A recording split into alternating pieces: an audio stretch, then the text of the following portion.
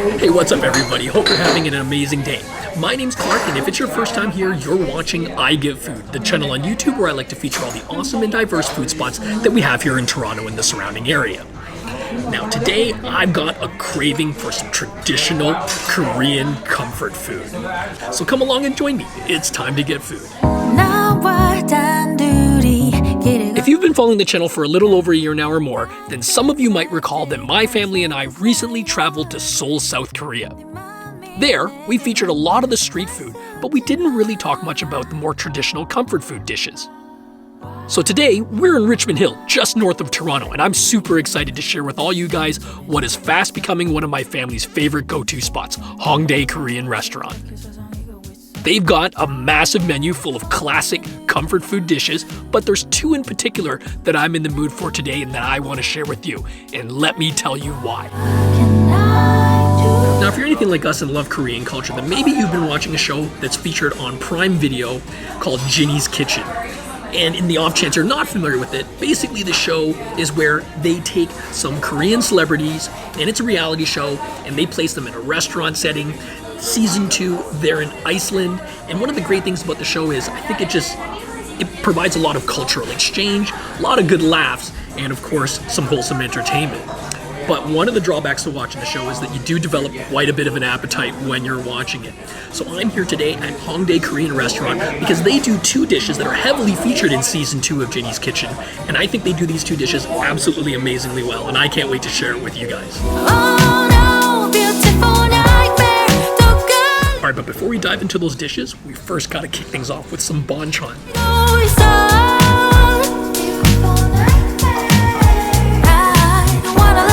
Okay, of course you gotta start with some kimchi, right? I like the kimchi here, it's pretty strong. Quite spicy.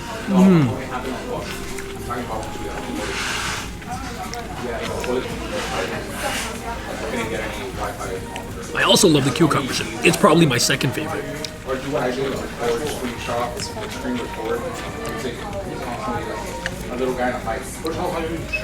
But here, they've got these glass noodles, the japchae.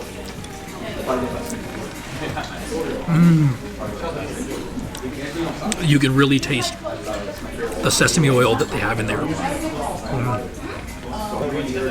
Can't go wrong with the eggplant either.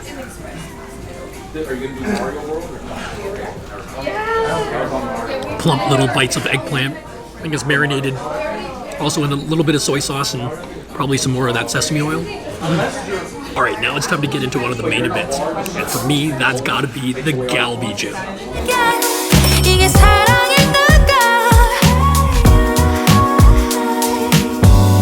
A dish like this traditionally was more of a dish for celebrations or special events, but now it's just widely considered a comfort dish that is very popular and enjoyed by a lot of people.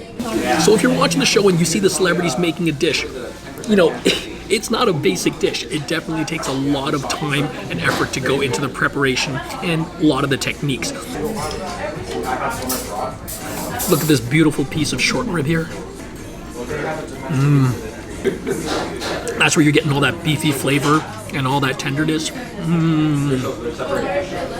Now the broth or the stew this short rib comes in, you can definitely get the saltiness and the savoriness from the soy sauce that this broth is made with, but there's also notes of sweetness as well.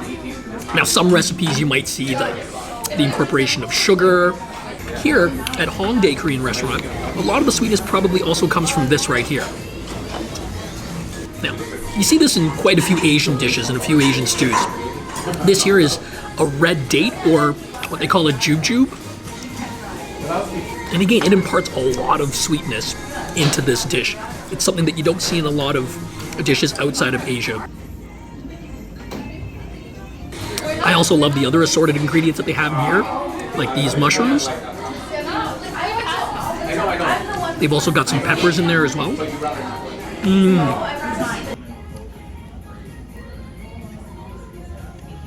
It also comes with a bowl of rice.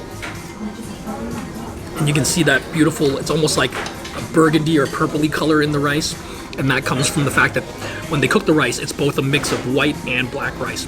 And so when they cook it together, it gives it that little bit of that kind kind of reddish purplish coloring.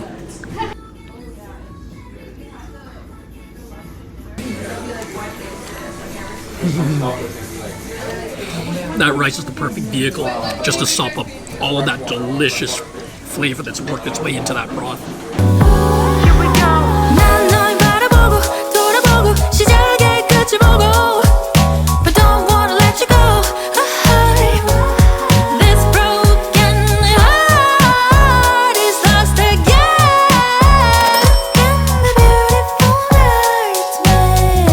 The next dish I wanted to share with you guys is the Dolsot Bibimbap.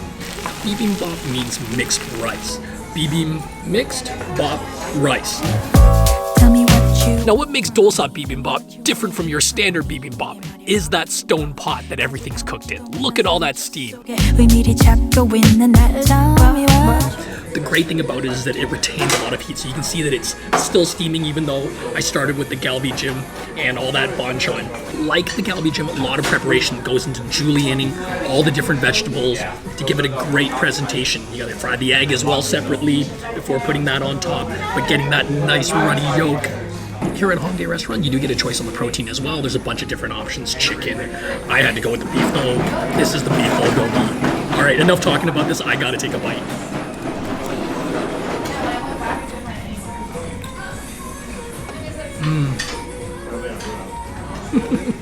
Wow, what a great comfort dish. Stupidly good. Maybe your first bite has got more cucumber. Now with the second bite, you've got that carrot, you've got a lot of that bulgogi in there.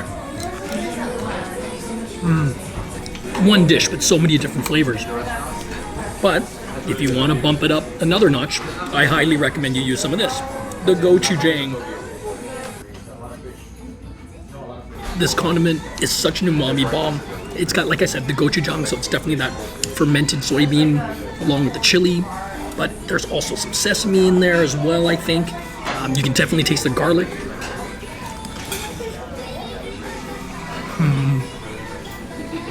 Now, I mentioned a multitude of flavors, but there's also a multitude of textures in here as well. Of course, you've got that fluffy rice and all that tender bulgogi beef and the vegetables. But because of the nature of that pot or bowl that they cook it in, a lot of the rice that's directly contacting that as it cooks crisps right up.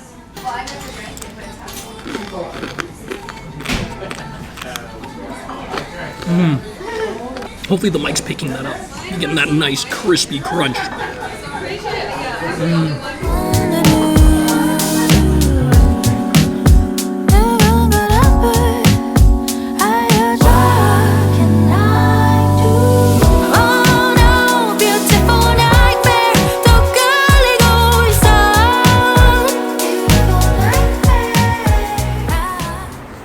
Wow, what an amazing time here at Hongdae Korean Restaurant.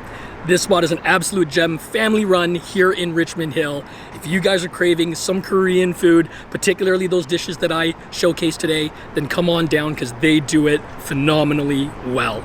No worries though, if you guys can't make it to Richmond Hill, there are some other great spots in Toronto. I know over at Bloor and Bathurst, there's a bunch of restaurants there that do these dishes as well as a few other ones. The main thing to what I'm saying is that if you haven't done Korean food before, you gotta check it out. It's just so tasty.